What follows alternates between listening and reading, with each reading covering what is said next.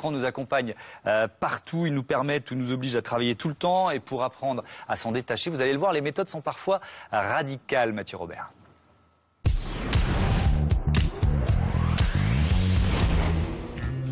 Ce geste anodin, Pierre-Olivier ne l'avait plus fait depuis bien longtemps. 3 mois, c'était déjà très long. Pour les besoins d'un documentaire, ce journaliste s'est coupé totalement d'Internet pendant 90 jours. Une expérience audacieuse, car il l'avoue, il est accro au numérique.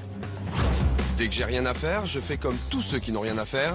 Je vais sur Internet, je check Facebook, je check mes mails, je fais un petit Candy Crush, je tweete, je retweete. Je suis total addict et j'en peux plus, ça me bouffe la vie.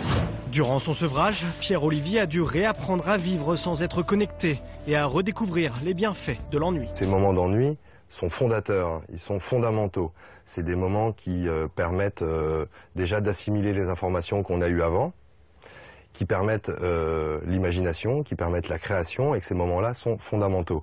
Et c'est vrai qu'avec un smartphone, ces moments-là avaient totalement disparu. Je suis pas spécialement accro, hein, j'arrive vraiment à l'utiliser avec modération. Fort! Les écrans sont partout et inspirent les scénaristes de films. Okay, let me see your phone. Et dans les foyers, ils se multiplient, plus de 6 en moyenne. Non, il y en a ras-le-bol des écrans, là. Vous devriez vous voir complètement autiste. Faut arrêter, là, hein. Mayotte, faut arrêter, là, hein. Ouais, j'ai presque fini. Ouais, moi aussi.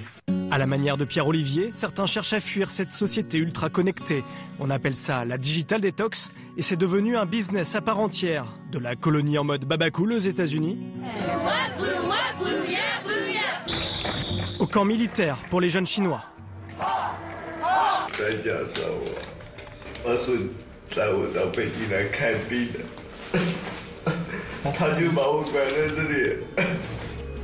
En France, l'expérience est un peu moins traumatisante. À Paris, un seul hôtel propose une offre 100% déconnectée dans ce quartier chic de la capitale. Merci beaucoup. Donc comme prévu, je prends votre téléphone portable, je le garde dans un coffre-fort et on vous le rend au moment du départ. Privés de téléphone, de télé et de Wi-Fi, les clients vont pouvoir profiter d'un massage énergisant ou d'un footing dans le parc voisin. Revivifiant, mais pas donné, 420 € la nuit dans cet hôtel 4 étoiles. Je ne pense pas que ce soit purement marketing parce qu'il y a une vraie demande. C'est quelque chose qui nous a été demandé par nos clients et donc derrière on l'a mis en place. Si l'addiction numérique est devenue un argument marketing, dans cette clinique spécialisée, pour l'instant, aucun patient souffrant de ce mal ne s'est présenté. Pour cet addictologue, parler de dépendance est un abus de langage, mais cette ultra-connexion peut avoir des conséquences néfastes sur la santé. Je crois que toute cette technologie qui nous met en connexion avec les autres, elle va créer un besoin qui en gros n'existe pas. Et qu'il y a certains sujets qui ne sont pas capables de distinguer les besoins réels de ces besoins tout à fait créés. Et qui vont surtout, très souvent, s'embarquer dans d'autres domaines, en particulier le travail, dans un investissement majeur et conduire à un burn-out et à une dépression. Le burn-out, c'est ce qui est arrivé à Lucas en 2013. Cadre dans un grand groupe bancaire, il recevait jusqu'à 250 mails par jour. Avec son smartphone, il continuait à les traiter chez lui le soir, les week-ends et même en vacances.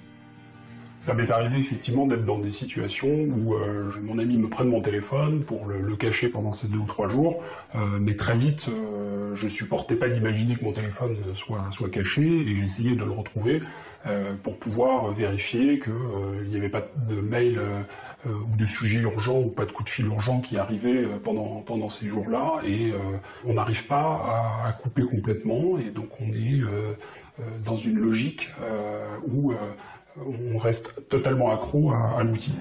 Suite à son burn-out, Lucas a été hospitalisé 3 semaines et son premier geste a été de se séparer de l'objet maudit, comme le fait cette clinique.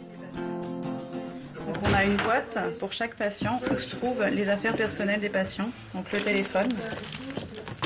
C'est un protocole de soins qui préconise d'avoir pendant 7 jours pas de contact avec l'extérieur. Lucas ou Pierre-Olivier ne pourraient pas se passer de leurs écrans, mais à leur façon, ils ont appris à se déconnecter.